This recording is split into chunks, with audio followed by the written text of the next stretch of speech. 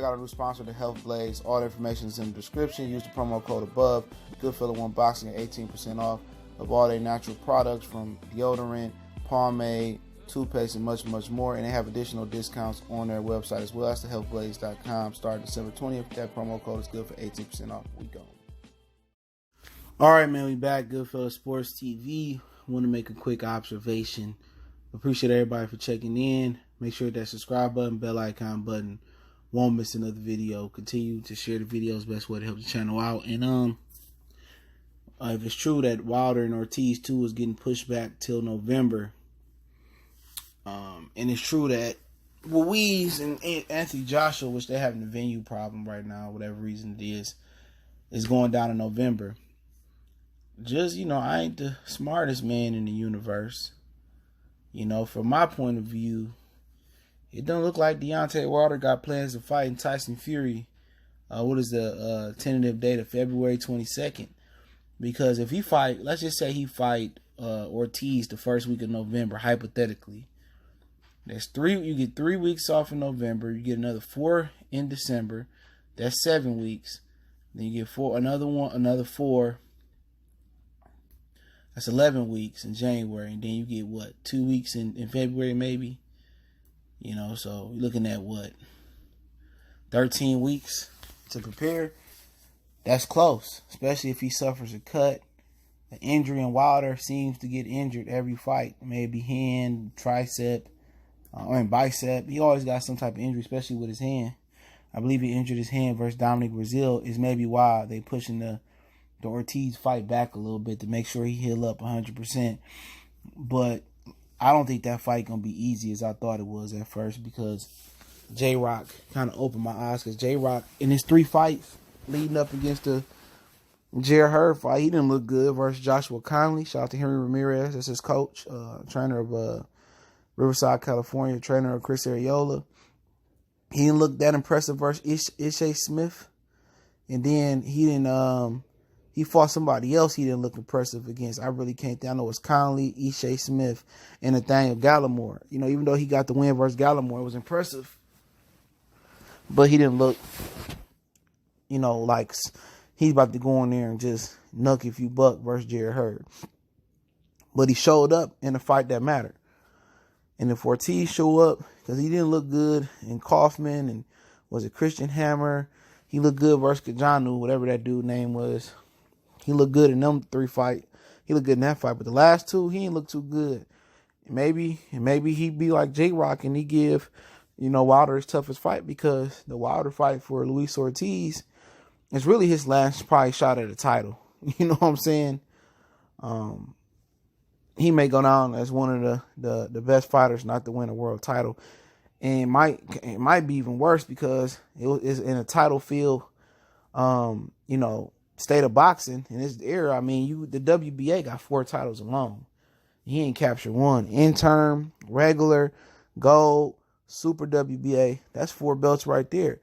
WBC, IBF, WBO, a lot of belts, and he'll not to capture 1. He definitely go down as one of the better or fighters with notoriety that never captured a belt in a title field era. But by my point of view and from my vantage point, I don't think Wilder has any plans on fighting Fury in February. None. This is where I'm looking at. I don't see it, because you talking about potentially 13 weeks to get ready. In my opinion, with him kind of aligning himself and running parallel almost in time frame with the Ruiz and Joshua rematch, it look like he gonna fight Ruiz probably on Cinco de Mayo, especially with Canelo having these knee issues. I heard it's both knees with Canelo. So Canelo, if he do fight in September, I wouldn't count on seeing Canelo back in May. If he don't fight in September, I would count on probably seeing him back at the earliest in May. So they might have a little run for their money in that May date. But things got to happen. Obviously, Wilder got to get past Ortiz and rematch. That's not a given. And obviously, Ruiz got to get past Anthony Joshua in the rematch. That's not a given.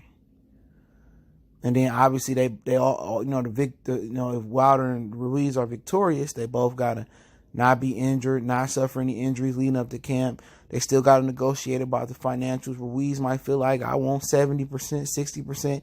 he talking that G shit right now, and the fight ain't nowhere near close. But they might be negotiating behind closed doors, and they might have a split.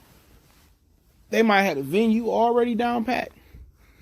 You know, Al Heyman is a smart guy. And he might have everything locked and loaded. And now, when Wilder was saying, you know, the contracts has been signed, Fury said, nobody running Gypsy, and, you know, I ain't signed nothing. And all of a sudden, Fury signed the contract February 22nd. Now he's saying Wilder signed the contract. So at the end of the day, I'm glad if Wilder did sign that contract, he definitely need to get the Ruiz fight, be undisputed, and get that out the way before, you know, they order that Usyk fight, and before, you know, the Fury fight. And it could pretty much fall in a way where he might not fight Fury for another calendar year. And I'm not mad at Wilder if he don't do that, because he wanted to fight Fury immediately. He didn't. And now mandatory's at the road in, because then you got the WBC. Dillian White gonna want his shot. Alexander Usyk, if this go down, he can get Ruiz next. He gonna want that shot. And there's no foregone conclusion he beat Ruiz Jr. as well too. What if Ruiz beat him? Or what if Ruiz fall out the ring and injure his shoulder and they got to run it back? What if they do a rematch? What if they had a trilogy? So in actuality, next year Wilder gonna be fooled out. He's either gonna be a WBC mandatory.